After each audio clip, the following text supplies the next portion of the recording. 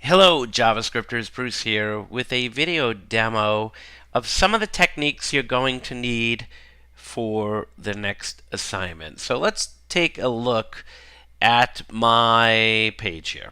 Okay, let me show you the page first and then we'll talk about the problem. Okay, now I want you to look very carefully at these three buttons here when the page loads. Okay, just watch them. You may not be able to see it, but if you can see if it's showing in the movie, the buttons are disabled, and then at a certain point they're becoming enabled. Okay, and that's done on purpose because I don't want anyone clicking these buttons until I'm ready for them to click on those buttons, until the DOM is ready. Okay, so the purpose of this demo is to change the background color of the page depending upon the button that someone clicks on. Okay, so if I click on make it gray, you can see it's gray, and then you notice something else here. I added the date and a message that says changed background color to, and the color DA. Okay, if I go to the blue one, okay, you can see here that the color's blue, and I appended on to this to the already existing message another message. And if I say make it orange, again the background's orange, and I keep appending on here. In fact, I'll just do it fast so you can see the list grows, right? Okay, so I want to go over how I coded this, okay, because I'm using buttons, I'm using jQuery, and I'm using functions. Okay, so all three. So let's go look at the code. Here is my code here. Okay, let me just make it ginormous. Okay, standard HTML document, and I embedded my style information here. Okay, and my JavaScript's in the same page for demo purposes only. You want to place your styles and your work outside of the page, and same with the scripts. I just want one page here for you to see. Okay, that's why I did it. So just so you know, I set the body font family to Arial and Verdana. I created a wrapper in my HTML, and I gave it some CSS properties. And here's my wrapper, my H1, my H2. Then I have three buttons here with different IDs, button 1, button 2, and button 3. I have an on-click event for each button that calls a function, and I'm passing it a string, which happens to be a color, okay, for CSS. I then set, using the disabled attribute, the state of the button. And then I have a label, not a label, I have the text for the button, and then I have the closing button tag. Then I do the same for button 2, and there is a different color, okay, and same here with button 3 for the orange color, okay. I then have, right below here on line 19, I have an empty div called history.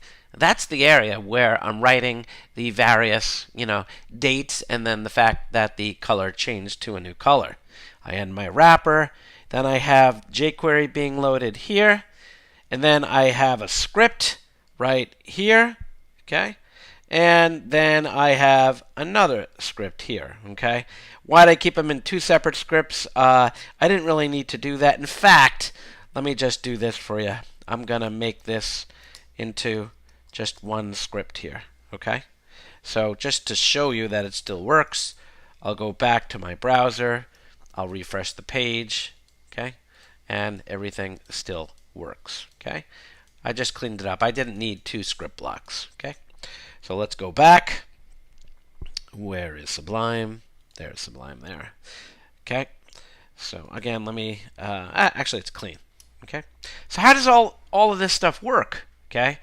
So on line 22 we load jQuery. Okay. And down on line 31 we say, hey, after jQuery has been loaded, okay, I'm just cleaning up my HTML here. After jQuery, after part of my screw up, but once the document is ready, I then take each and all of the buttons, right, and I remove the disabled attribute. and that makes them pop on, right? It makes them become enabled, okay? Again, I'm using jQuery selectors, okay, right here, okay? So then nothing happens, right? This is the only thing that happens on document load, okay?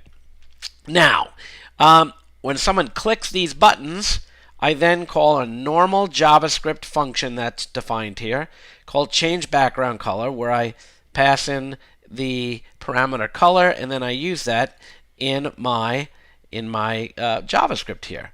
So let's go into line 25, and you can see here that I'm using jQuery selectors, right, outside of this document ready thing, which you can do, okay? So this is saying, hey, go and select the body and change the CSS background color to the color you passed into the function, okay? That's huge. That's cool, okay? On line 26, I define a variable called current history, in which I go in and select using jQuery. I look for pound history, which happens to be the div that's called history, and then I grab all the current HTML inside of it, and I assign it to the variable current history. So the first time this runs, right, the value here is an empty string because there's no history, okay? The next thing I do is I define a new variable called now, which creates a new date object. I then, using jQuery, say $history right here on line 28, and then I set the HTML to the current value of history. Again, for the first time it runs, it's just quote quote or a blank string, and then I add onto it the date object, and I use the toDate string, right, function, which gives you this date here that you see right here, Wednesday, April 20th, 2016. Okay, and then I append onto that, changed background color too, and then I concatenate on the color variable, and I slap on a break tag. Okay, so that's it. I'm going to upload this code into Slack and to Canvas, and I hope this video makes some sense here. So again, you're going to use some of these techniques, right, to be able to have buttons or other things call functions and have JavaScript code that's not inside the document ready here be able to access DOM element, okay? And I hope you understand why the only thing I need to do when the document is ready, okay, is to remove the attribute disabled so people can click on those buttons. And the reason I do that is because maybe it's a big document, right, a big page, and I don't want someone clicking those buttons before this function is available or before jQuery was loaded successfully, or any other element for that matter, okay? So I hope this little video helps. Stop it, pause it, rewind it, ask questions. I hope it helps. Have a great day.